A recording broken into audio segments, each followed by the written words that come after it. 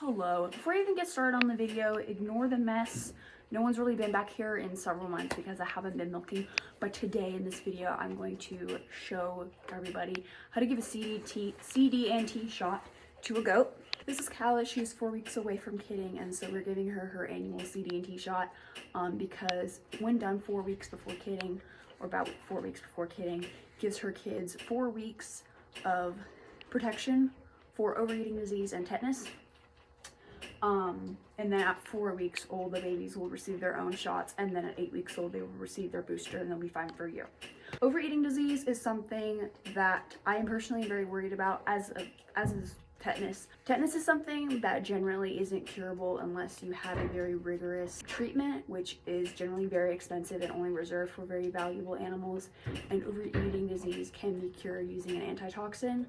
Overeating disease is just when the animal's gut kind of gets out of whack and the microbes end up reproducing too quickly, it can kill them. And then tetanus, they can get it through an open wound, such as disbudding. When kids are disbudded at about a week of age, they stick something through their leg, anything like that. They get attacked by something, so that's why we give this shot. It's a personal decision, but because of the severity of both of those conditions, I just prefer to vaccinate. So the CD&T shot is done under the skin. That is one of the shots that's given under the skin. There's a couple others that are done IM, which is intramuscular. Vitamin B complex is one of the shots that is done IM. That is given to animals that are suffering from anemia, or it can be given to an animal suffering from thiamine deficiency, which can cause polio, which can cause death. So anyway, I'm going to get the supplies, and then I'm going to talk about what specifically I'm using. So this is the CD&T that I use. It tends to cause some lumps when it's given, so I always give it on the left elbow. That way if something pops up on the right side of the elbow, I know to be a little bit concerned that it could potentially be CL. I'm not going to talk about CL in this video, but if you guys are interested in that kind of thing, I can talk about it in a video, probably the same video that I talk about Johne's disease and CAE. But every animal, regardless of size, weight, age, breed, they get the same standard 2 cc's or 2 milliliters of this. You can use a 20 gauge or an 18 gauge needle. It doesn't really matter. Those are just the standard needles I use. You take your nice clean needle. Do not reuse needles between the animals. That's just gross. Now, if you like, you can clean the area. I usually don't, but that's just a personal preference. Now, because this stays in the fridge, sometimes it separates, so I like to shake it up. You can put it under your armpit to warm it up if you want, but I find that shaking it does the trick just fine. And then you're going to pop the cap off, stick it in that silicone part, flip it, draw the syringe back. As I said, it is 2 cc's. Now, something very, very, very important whenever you do any sort of injections, make sure you either have epinephrine or liquid Benadryl on hand. The reason for that is because anytime an animal, or people for that matter, receive shots, they can go into anaphylaxis, which is just an allergic reaction to the shot. It's pretty rare, but it can literally kill an animal in a minute. If an animal goes into anaphylaxis, they'll usually go into it within 30 seconds of receiving the vaccine. So generally I wait a minute just directly beside the animal. And if they go into anaphylaxis, you would administer 20 cc's or 20 milliliters of liquid Benadryl. You can use the little pills as well, but the liquid, they tend to absorb that better. I don't use the pills, so I'm not certain on the dosage, but I think it's just 2 of the regular size. And epinephrine is obviously better, but the Benadryl does have ingredients in it that can help. I just use off-brand. Make sure you have it drawn up before you even administer the vaccine, because literally, you know, the animal's life is on the line and you don't really have the time to just kind of piddle around and try and get this. The 20 feet that you're having to run can truly be the difference between an animal living or dying. Now, if in the rare case your animal does go into anaphylaxis and you do administer the Benadryl, just be aware that it will make them sleepy. They will likely be fairly drowsy for the next few hours because it's a pretty big dose. So as I said previously, this is an under the skin thing. they tend to have loose skin about right behind the elbow. Now some animals, this varies. Some animals have really tight skin. I have a goat in particular, her name's Eve. She has very, very tight skin. It's pretty difficult to give her the shot, but Callie has pretty decent skin.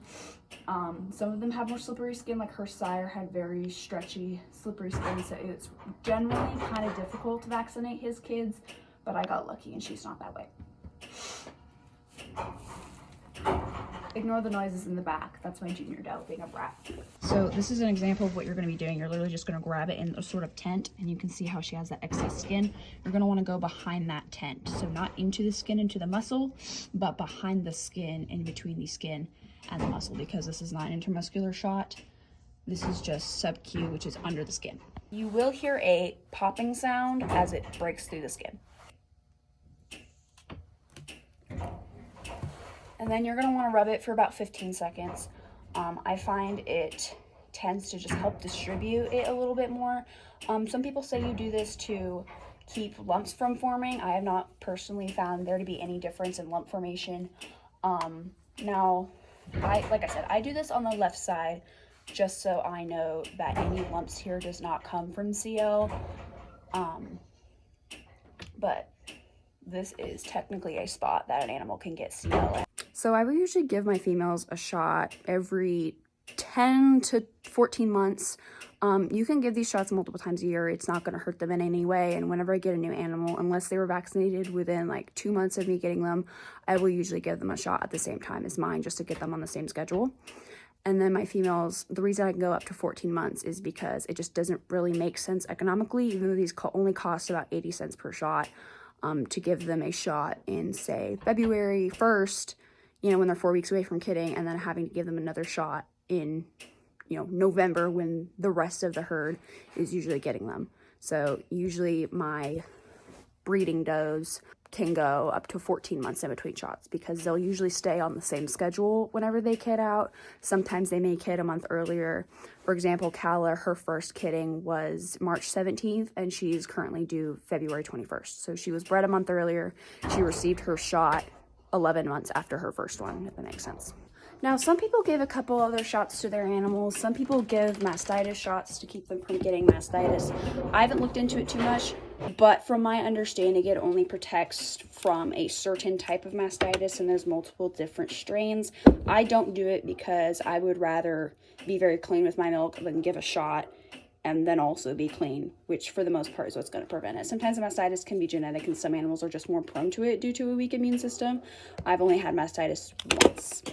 Some people also give rabies vaccinations. I don't do that simply because we have 3 livestock guardian dogs, and there's not really a chance that they're going to get attacked by anything. And to be honest, they are more likely to just be killed by an animal, you know, instead of just getting bitten and then running away. And if they were to get attacked, I would just give them the shot. But anyway, that was how to give these CD&T shots to a goat.